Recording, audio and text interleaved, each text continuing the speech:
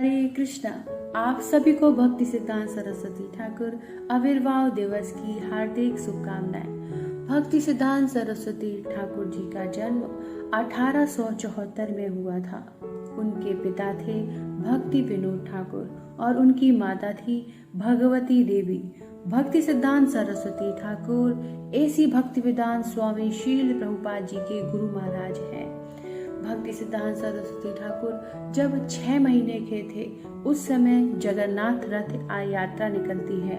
भक्ति विनोद ठाकुर जी के घर के सामने 3 दिन तक जगन्नाथ जी का रथ रहता है।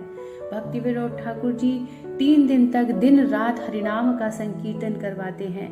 एक दिन भगवती देवी दोपहर के समय भक्ति सिद्धांत सरस्वती ठाकुर जी को जगन्नाथ जी के दर्शन के लिए ले जाती हैं। जगन्नाथ जी का दर्शन पाकर भक्ति सिद्धांत सरस्वती महाराज को बड़ी ही आनंद की अनुभूति होती है। जैसे ही भगवती देवी जगन्नाथ जी के चरणों पर भक्ति सिद्धांत सरस्वती ठाकुर जी को रखती हैं और वह अपने छोटे छोटे हाथों से जगन्नाथ जी का स्पर्श करते हैं, जिससे जगन्नाथ जी को भी अत्यंत प्रसन्नता होती है। जगन्नाथ जी के कंठ में पुष्पों की माला होती है, उसमें से एक पुष्प टूटकर भक्ति सिद्धांत सरस्वती ठाकुर जी के मस्तक पर गिरता है।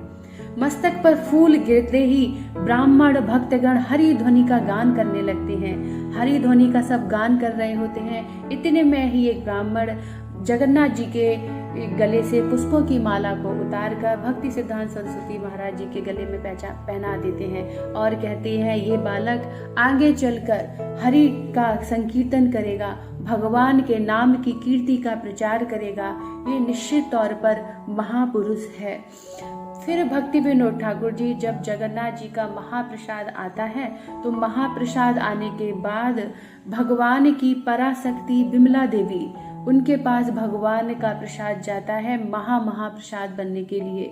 जब विमला देवी उस महाप्रसाद को ग्रहण करती हैं तो फिर वह महाप्रसाद बन जाता है और भक्तों में वितरित किया जाता है। भक्ति विनोद ठाकुर जी उस महाप्रसाद को भक्ति सिद्धांत सरस्वती महाराज को देते हैं। तो भक्ति सिद्धांत सरस्वती महाराज जी का उसी समय अन्नप्राशन होता है, तभी से उनका नाम विमला प्रसाद पड़ा। एक बार भक्ति सिद्धांत सरस्वती महाराज जी के घर में आम आते हैं। आम सभी को प्रिय होते हैं। छोटे छोटे बच्चे आम को देखकर लालायित हो जाते हैं। तो भक्ति सिद्धांत सरस्वती ठाकुर भी छोटे से बच्चे थे, वे आम को देखते हैं और बिना माँ से पूछे उस आम को उठाकर खा लेते हैं। जब उनकी माँ देखती है तो कहती है कि ये भगवान का भोग लगा नहीं था, आपने बिना भोग लगाए ले लिया। भक्ति सिद्धांत सरस्वती ठाकुर जी को यह सुनकर बड़ा ही बुरा लगता है और वह छोटे से बालक होते हैं, लेकिन उसी समय वह दृढ़ संकल्प करते हैं कि मेरे द्वारा ये अपराध हुआ है, मैंने बिना भोग लगाए आम को खाया, तो आज के बाद हम आम नहीं खाएंगे। तो यहाँ भक्ति सिद्धांत सरस्वती ठाकुर जी की हमें प्रसाद के प्रति निष्ठा देखने को मिलती है। हमें भी उनकी तरह ऐसी ही निष्ठा रखनी चाहिए, जो कुछ भी खाएं वह भोग लगा हुआ ले, बिना भोग के कुछ नहीं लेना। भक्ति सिद्धांत सरस्वती ठाकुर जीवन पर्यंत इस नियम का पालन करते हैं, इस संकल्प का पालन करते हैं कि हमें आम को नहीं लेना, क्योंकि मेरे द्वारा अपराध हुआ, मैं बहुत ज्यादा पतित हूँ, मुझे अपनी इंद्री पर इतना भी कंट्रोल नहीं रहा कि पहले मैं भगवान को भोग लगाता फिर लेता। इसी तरह भक्ति सिद्धांत सरस्वती ठाकुर जी जब अपने आश्रम में होते तो उनके शिष्यों द्वारा जब आम खाए जाते तो भी भक्ति सिद्धांत सरस्वती महाराज आम को स्वीकार नहीं करते। उनके शिष्यों द्वारा बार बार जब निवेदन किया जाता तो वह कहते, मैं इस लायक नहीं हूँ, मैं बहुत ज्यादा पतित हूँ, मैं पापी हूँ, मैंने बिना भोग लगाए आम को लिया था, इसलिए मैंने संकल्प लिया है मैं जीवन पर्यंत कभी भी आम को नहीं लूंगा।